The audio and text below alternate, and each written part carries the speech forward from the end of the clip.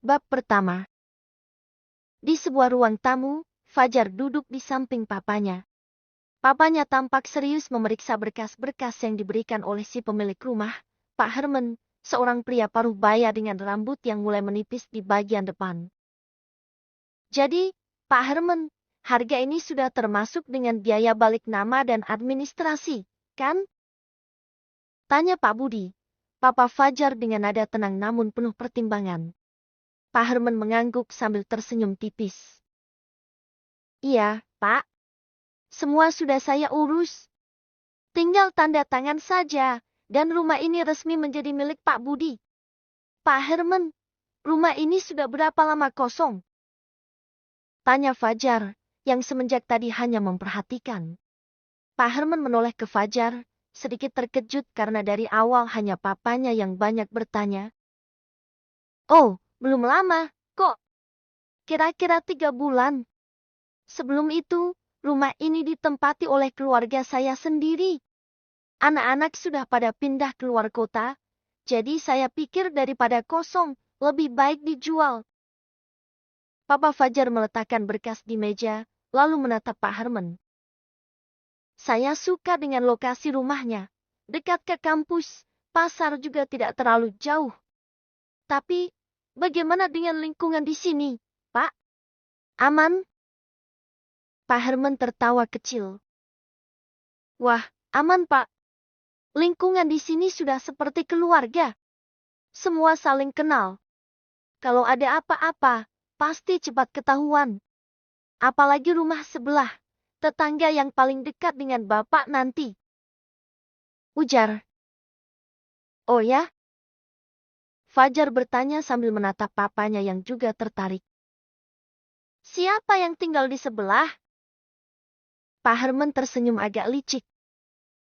Rumah sebelah ditempati seorang janda muda. Kalau nggak salah namanya Rani. Orangnya sangat mandiri, tapi ya itu, tinggal sendirian sejak suaminya meninggal 1 tahun yang lalu. Papa Fajar melirik anaknya sekilas, sebelum kembali berbicara dengan Pak Herman. Oh begitu. Nggak ada masalah berarti dengan tetangga sebelah ya Pak? Pak Herman menggeleng. Ah, nggak ada. Mbak Rani orangnya baik, suka bergaul juga sama tetangga. Tapi ya, Bapak tahu sendiri, namanya perempuan sendirian, pasti ada yang usil. Tapi sejauh ini nggak pernah ada masalah serius. Anak-anak muda di sini juga hormat sama dia. Fajar yang awalnya hanya mendengarkan jadi penasaran. Dia tinggal sendiri terus sejak suaminya meninggal, Pak? Iya. Jawab Pak Herman sambil memutar gelas tehnya. Dia punya 1 anak, perempuan, tapi semenjak suami Rani dinyatakan meninggal, orang tua suaminya yang mengambil hak asuh anak tersebut. Lanjut Pak Herman. Seharusnya wanita itu yang mengurus anaknya, setidaknya untuk mengurangi kesedihannya. Tapi kenapa malah orang tua suaminya yang mengurus? Tanya Papa Fajar yang merasa heran dan penasaran. Semua orang juga berpikir seperti itu, Pak. Tidak ada yang bisa berbuat banyak, kita orang luar hanya bisa mendengar dan berempati saja. Pak Herman tidak mau terlalu banyak mengungkap masalah orang lain. Papa Fajar mengangguk sambil tersenyum tipis. Benar, Pak. Ucap Papa Fajar sembari menghembuskan nafas kasar. Ya sudah kalau begitu, kita sepakat dengan harga ini. Lanjut Papa Fajar sembari menyodorkan tangannya untuk bersalaman. Pak Herman tersenyum lega, sembari menyambut tangan Papa Fajar. Syukurlah, saya senang rumah ini bisa terjual ke keluarga baik-baik seperti Bapak. Saya dan istri akan tetap tinggal di Jakarta, Pak. Rumah ini hanya ditempati oleh anak saya, Fajar. Kami cuma bakal sesekali ke sini. Jawab Pak Budi dengan senyum. Oh, begitu. Saya kira Bapak satu keluarga akan tinggal di rumah ini. Sahut Pak Herman. Tidak Pak, pekerjaan saya dan istri belum bisa ditinggal. Rumah ini memang saya beli khusus untuk Fajar. Kata Papa Fajar. mendapatkan anggukan dari Pak Herman. Fajar, kalau ada apa-apa, jangan sungkan untuk hubungi saya, ujar Herman. Iya Pak, terima kasih sebelumnya, kata Fajar. Setelah tanda tangan dilakukan dan perjanjian selesai, Fajar dan papanya bersiap pergi. Sebelum mereka keluar, Pak Herman tiba-tiba menambahkan. Oh ya, Pak. Kalau Bapak butuh bantuan di hari-hari pertama pindah, jangan segan-segan minta tolong juga ke tetangga sebelah. Mbak Rani itu orangnya suka membantu, apalagi kalau urusan rumah tangga. Terima kasih informasinya, Pak Herman. Kami akan berusaha sebisa mungkin untuk tidak merepotkan, sahut Pak Budi seraya tersenyum sopan. Setelah berjabat tangan, Fajar dan papanya pun keluar dari rumah itu, menuju ke mobil mereka yang terparkir di halaman rumah tersebut. Pak, kita ke kampus Fajar dulu ya.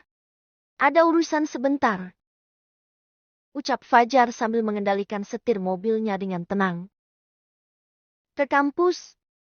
Ngapain, Jor? Pak Budi melirik anaknya dari kursi penumpang. Ngambil buku doang, Pak, enggak lama kok, jawab Fajar, matanya tetap fokus ke jalan. Pak Budi mendengus pelan.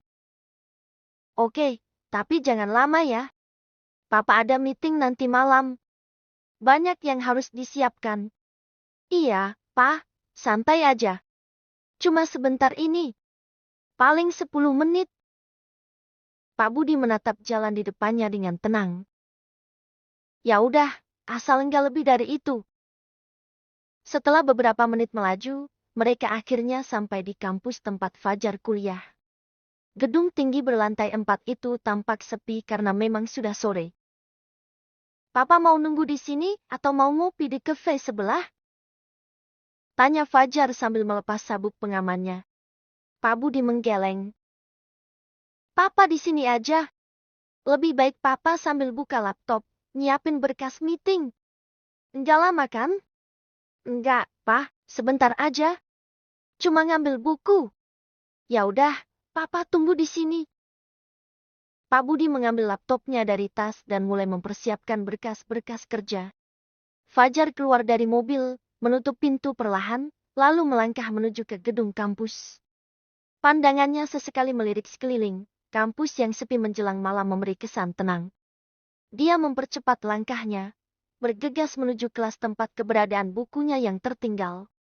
Setelah tiba di kelas, Fajar segera berjalan menuju mejanya. Kok bisa lupa? Ya, gumam Fajar, sambil menatap buku yang tertinggal di atas kursi. Dia meraih bukunya, dan setelah memasukkannya ke dalam tas, dia bergegas keluar dari kelas yang berada di lantai 2. Namun, saat Fajar hendak menuruni tangga, dia mendengar suara samar-samar dari arah toilet.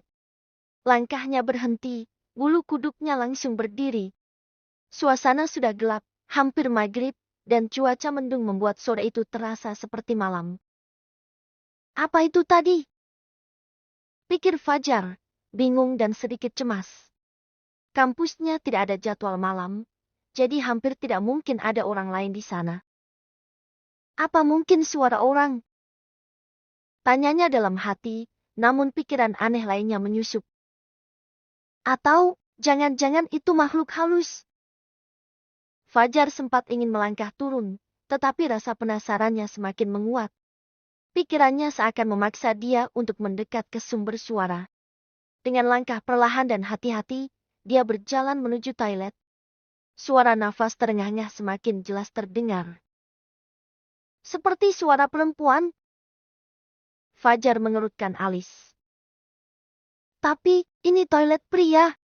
Jangan-jangan kuntilanak? Batin pemuda itu. Fajar berhenti di depan pintu toilet, lalu mendorongnya perlahan. Mata Fajar langsung terbelalak melihat pemandangan di dalam.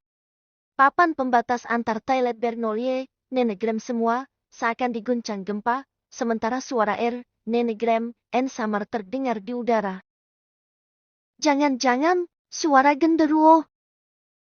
Pikir Fajar, hatinya diliputi rasa takut dan penasaran yang bertarung di dalam dirinya. Dia sempat ragu, apakah harus masuk atau cukup mengintip dari balik pintu. Tidak mungkin seseorang hanya buang air bisa membuat dinding-dinding sekat itu berguncang seperti itu. PLK, PLK, PLK. Suara aneh semakin cepat, diiringi getaran dinding yang semakin kuat. Apa-apaan ini? Fajar menatap ke arah sekat toilet yang bergetar hebat. Pikirannya terus berputar, tetapi keberaniannya mendorong dia untuk melihat lebih dekat. Meski hatinya penuh raguan, dia melangkah pelan masuk. Tiba-tiba, terdengar suara Era, Nenegram 4NP4NJ4 Nenegram dari dalam toilet. Hah? Fajar berhenti. Napasnya tercekat di tenggorokan, kakinya kaku di tempat. Namun tiba-tiba seorang wanita akhirnya keluar dari salah satu kamar toilet tersebut. Siska. Gumam Fajar saat melihat gadis itu keluar dari toilet dengan rok pendek yang biasa ia kenakan. Lo ngapain di toilet cowok? Tanya Fajar polos, masih bingung dengan apa yang dilihatnya. Tak lama, seorang pria seumuran dengan papa Fajar keluar menyusul dari toilet, sembari merapikan celananya. Fajar, kamu masih di kampus? Tanya pria itu, yang ternyata adalah dosen Fajar dan Siska. Iya, Pak. Tadi sebelum saya menemui papa, saya lupa bawa buku ini. Jawab Fajar sambil menunjukkan bukunya. Dosen itu tersenyum kecil, seolah menutupi kekikukan. Kan bisa besok diambil, nggak harus sekarang. Catatan saya ada di buku ini, Pak. Kalau nggak ada, saya bingung nanti ngerjain tugas yang Bapak kasih. Terang Fajar dengan nada serius. Dosen itu mengangguk pelan, tapi Fajar bisa melihat bagaimana dia berusaha tetap tenang. Baiklah, yang penting sudah ketemu. Kalau begitu, segera pulang ya, kampus sudah mulai sepi. Iya, Pak. Sahut Fajar. Tapi matanya masih sedikit heran menatap Siska yang diam sama sekali tak bicara. Oh, ya Fajar. Bukannya kamu tadi izin mau pulang ke Jakarta ngurus pindahan? Tanya sang dosen, mencoba memecah suasana yang beku seperti es. Iya, Pak. Setelah ini saya langsung berangkat ke Jakarta. Jawab Fajar sambil melirik jam tangannya. Ya sudah, tugas dari Bapak nggak usah kamu kerjain. Fokus pindahan saja. Soal nilai, jangan khawatir. Aman. Ucap dosen itu sambil melirik Siska, yang masih diam di tempatnya. Aman gimana, Pak? Fajar bertanya penasaran. Nilai kamu Bapak kasih ya? Jawab dosen itu singkat. Serius, Pak? Tapi kenapa? Fajar menatap dosennya dengan kebingungan. Serius? Jangan banyak tanya lagi. Pokoknya, kalau kamu nanya lagi, Bapak kasih nilai. Ancam sang dosen setengah bercanda, namun dengan nada serius.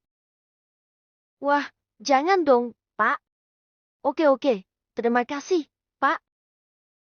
Ucap Fajar, lalu meraih tangan sang dosen untuk mencium tangan dengan hormat. Tapi, saat bersalaman, Fajar merasakan ada bau yang aneh.